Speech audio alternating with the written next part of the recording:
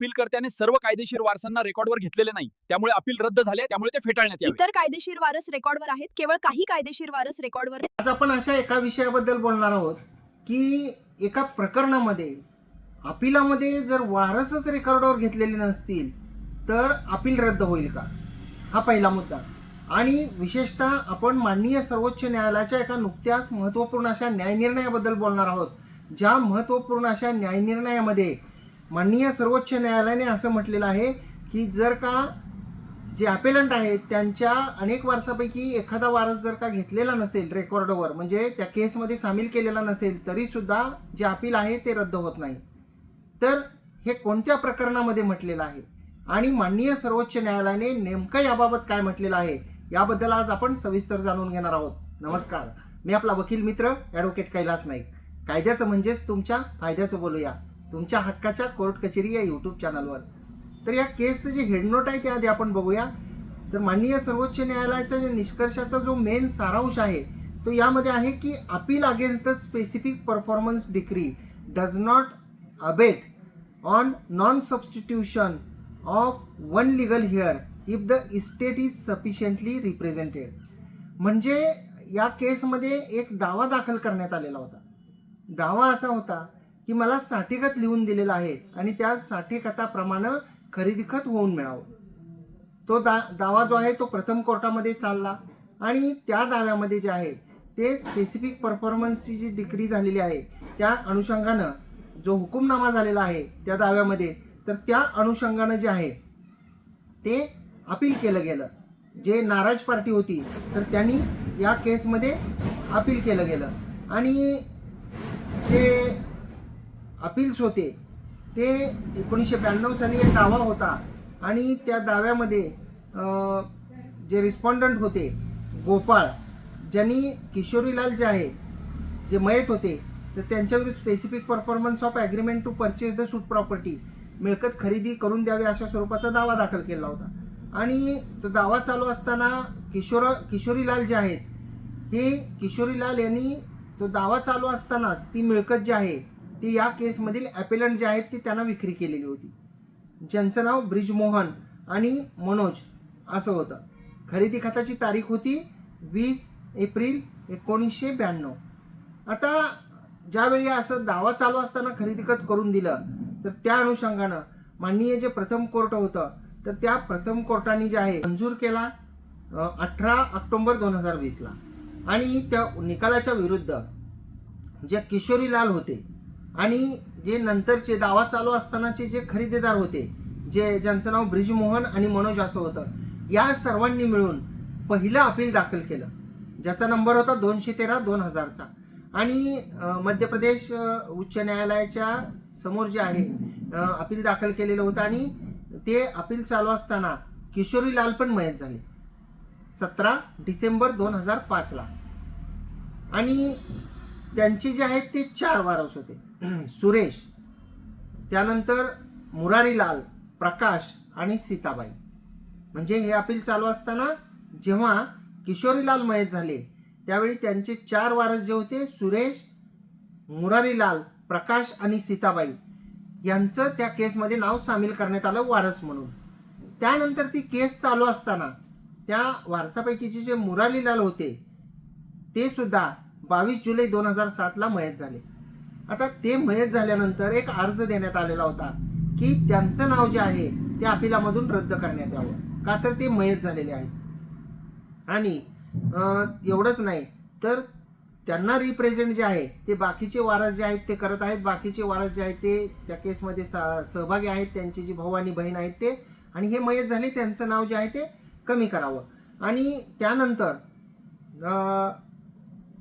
मेहरबान कोर्टाने जे आहे ते वारस त्यांचे कमी करण्याच्या अनुषंगानं आदेश केले की हा जो दावा आहे म्हणजे जे अपील आहे ते अपील जे आहे ते अबेट झालेलं आहे, म्हणजे त्या वारसाच्या अनुषंगानं ते अपील जे आहे ते रद्द करण्यात आलेलं आहे.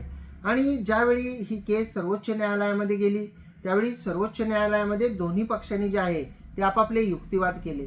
त्याच्यामध्ये महत्त्वाचा मुद्दा असा होता की ज्या व्यक्तींनी मिळकत म्हणजे खरेदी घेतलेली आहे तर त्यांच्यापैकी एखादा व्यक्ती मयत झालेला आहे खरेदी घेणारा, आणि त्यांचे 4 वारस आहेत. 4 वारसापैकी 4ही वारस रेकॉर्डवर घेतले गेले, आणि त्या 4 वारसापैकी पुन्हा एक जण जर मयत झाला तर त्या वारसाला त्या अपिलामध्ये सहभागी करून घेतलं नाही वारस म्हणून अपील जे आहे ते रद्द होईल का, अपील अबेट होईल का? तर या अनुषंगानं माननीय सर्वोच्च न्यायालयाने असे म्हटलेलं आहे की ते the supreme court concluded that the view of the high court that the appeal had abetted was erroneous. म्हणजे जो उच्च न्यायालयाने न्याय निर्णय दिला की सगळं अपीलच जे आहे ते रद्द होईल का, तर एका त्या अपिलंटपैकी जो मयत अपिलंट आहे तर त्याचे वारस समाविष्ट केलेले नाहीत, कारण बाकीचे 3 वारस जे आहेत ते ऑलरेडी अपिलंट होते. आणि पुढं म्हटलेलं आहे माननीय सर्वोच्च न्यायालयानं the appeal had not abetted on non substitution of hairs of Murarilal within time. वेळेत ते घेतले नाही म्हणून ते अपील रद्द होणार. आणि पुढं माननीय सर्वोच्च न्यायालयाने असं म्हटलेलं आहे की जे उच्च न्यायालय आहेत तर त्यांना असे अधिकार आहेत की जे मुरारीलाल आहेत तर त्यांचे वारस समाविष्ट करावे असं ते म्हणू शकतात. It was not required to condone the delay or set aside abatement. त्याची सुद्धा गरज नाही की विलंबाचं कारण द्यावं, विलंब माफीचा अर्ज करावा आणि अपील जे आहे ते जे रद्द झालेलं आहे ते आदेश रद्द करून घ्यावा, सेट असाइड करून घ्यावा. आणि त्याच्यामध्ये जे आहे त्यामुळं जे दोन्ही अपिलं होती जी उच्च न्यायालयाने रद्द केलेली होती ती दोन्ही अपिलं माननीय सर्वोच्च न्यायालयाने पुन्हा पूर्ववत रिस्टोअर केली, म्हणजे पुनर्स्थापित केली. जे ओरिजिनल नंबर होते त्या ओरिजिनल नंबरला, आणि माननीय उच्च न्यायालयाला असे डायरेक्शन्स दिले की माननीय उच्च न्यायालयाने हा मुद्दा आता संपलेला आहे तर त्या केसच्या मेरिटवर त्याच्यावर जे आहे तो न्याय निर्णय द्यावा. म्हणजे या केसमध्ये जर आपल्याला थोडक्यात जर आपण सारांश पाहिला तर आपल्याला असं म्हणता येईल की स्पेसिफिक परफॉर्मन्सच्या सूटमध्ये, म्हणजे विशेषतः एखाद्या करारपूर्तीच्या दाव्यामध्ये, जसं की साठेकतावरून खरेदीगत करून मिळण्याच्या दाव्यामध्ये खरेदी घेणार व्यक्ती मयत झाला, त्यांचे वारस रेकॉर्डवर घेतले गेले, आणि त्यांच्या वारसापैकी सुद्धा एखादा जर वारस जर का म्हणजे त्यांच्या वारसापैकी कुणाला रेकॉर्डवर घेतलं गेलं नाही, बाकीचे जे अपिलंट होते तेच केस चालवत होते, म्हणजे पूर्ण अपील जे आहे ते रद्द होणार नाही, इतर वारसांना त्याच्यामध्ये समावेश करून घ्यावा अशा प्रकारचे डायरेक्शन्स देण्याचे कोर्टाला अधिकार आहेत. परंतु त्या मुद्द्यावर अपील जे आहे ते रद्द होणार नाही, कारण त्याच्यामध्ये इतर आणखी 3 अपिलंट आहेत. तर या महत्त्वपूर्ण अशा न्याय निर्णयाच्या केसमधील पक्षकारांचं नाव आहे की किशोरीलाल मयत, त्यांचे वारस विरुद्ध गोपाल व इतर, आणि सिव्हिल अपील नंबर आहे 172/2026, ज्याचा SLP नंबर आहे सिव्हिल 36787/2017.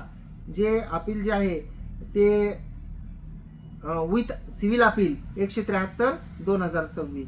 आणि हा महत्त्वपूर्ण असा सर्वोच्च न्यायालयाचा न्याय निर्णय आहे की या तांत्रिक मुद्द्यावर पूर्ण जे आहे ते अपील रद्द होणार नाही, विशेषतः स्पेसिफिक परफॉर्मन्सच्या सूटमध्ये. अपेक्षा करतो की ही माहिती आपल्याला आवडलेली असेल. जर ही माहिती आपल्याला आवडलेली असेल तर या माहितीला एक लाईक करा, व्हिडिओला शेअर करा. कोर्ट कचेरीच्या जर का यूट्यूब चॅनलवर आपण हा व्हिडिओ पाहत असाल आणि अद्याप जर का आपण कोर्ट कचेरी यूट्यूब चॅनलला सबस्क्राईब केलेलं नसेल तर सबस्क्राईब जरूर करा, बाजूचं बेल आयकॉनचं बटन दाबा, म्हणजे व्हिडिओचे नोटिफिकेशन आपल्याला मिळतील. आपण या व्हिडिओला लाईक केल्यानंतर आपल्याला या व्हिडिओच्या खाली एक हाईप नावाचं बटन दिसेल, त्यालाही क्लिक करा. त्यासाठी कोणतेही पैसे द्यावे लागत नाहीत. आपण ते बटन क्लिक केल्यानंतर व्हिडिओ जास्तीत जास्त लोकांपर्यंत पोहोचतो.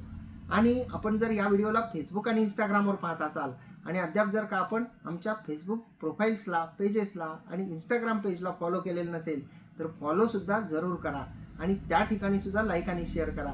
अशाच प्रकारचे माननीय उच्च व सर्वोच्च न्यायालयाचे महत्त्वपूर्ण असे न्याय निर्णय आणि कायद्याची माहिती साध्या सोप्या भाषेमध्ये आम्ही आपल्यासाठी घेऊन येत असतो. धन्यवाद.